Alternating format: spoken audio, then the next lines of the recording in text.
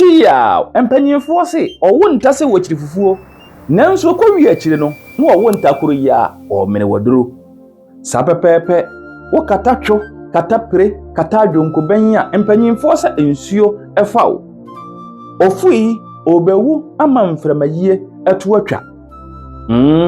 se wo koto wodwan abedi burunya na wo kona se adwan no oyare twe a empanyi se emane hawo efiri se okwansem na ayema abena ewuo ema abetwakwan asie ama emire emfiri bio nanka enye opetwani ne fufuo so nam ene wokusie abasa piao kwakuo odidi soro edidi fomu a empanyi se otwe kwabena janka wo hwe no otwa eye kwakuo atwede anoma achedua so a empanyi se ojebuo kurotwe amansa woni mmoa eneda nanso etobire bi a empanyi se kurotwe amansa kuro ya eya na owe etwa oba ni subanye se okwa aware a yemfa ne dan emahai se obi tuja ehye wano a unsu tubi ehye ne to na se wantumi enidi a ono de obedidi nanso ontumi enyane nan empanyimfo se eposo tetrete nanso ekwan eni baabi biara ai eposo tetre nanso ekwan wohwe no eni ho empanyi se wo pe waja nan tetrete a ena wo furu dua ekoja wonan ewo so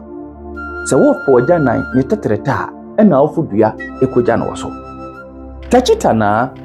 me pesoro me perform enti no wo ya wa nya siefo empanyi se yare pe enipa achichiri kura opimfo ohwe no eya na yenkono se owuo oreto ade a menua tobi sabepepe na ofiri ade enso a firibi evise enye dana owuo eba abedan woka mesese so biyo se owuo oto ade a tobi sabepepe na ofiri ade enso a firibi efrise eye denara obeba abedan woka ni waji emframa kankan ewo bedwam amenani magu ase no empanyi se ni mpa ibo nyina ne se obi nso ebeja ne nan na de ebesi ese tie sabe empanyi se wuntumi empesisi mude ensanso empere etikonwi ema no muntie wuntumi empesisi mude ensanso empere etikonwi ai empanyi se woso onifrani nsa ede ne ko ayiase a woni pakoro no a wosan so ne nsa ede no echiachia sabi mpere duasa okwatani obo otwede na se ampaye a ni kuro ebere piao bidi ne biyo aye sack of wisdom me koso aka wo se ene daage me de be na abesomo me de nyansa kasa ebe no nchirechirimu ene eye afutusem bebiri enam kwanso a eba momodin so bedi machi na mede sanyema wo nyina abesom wo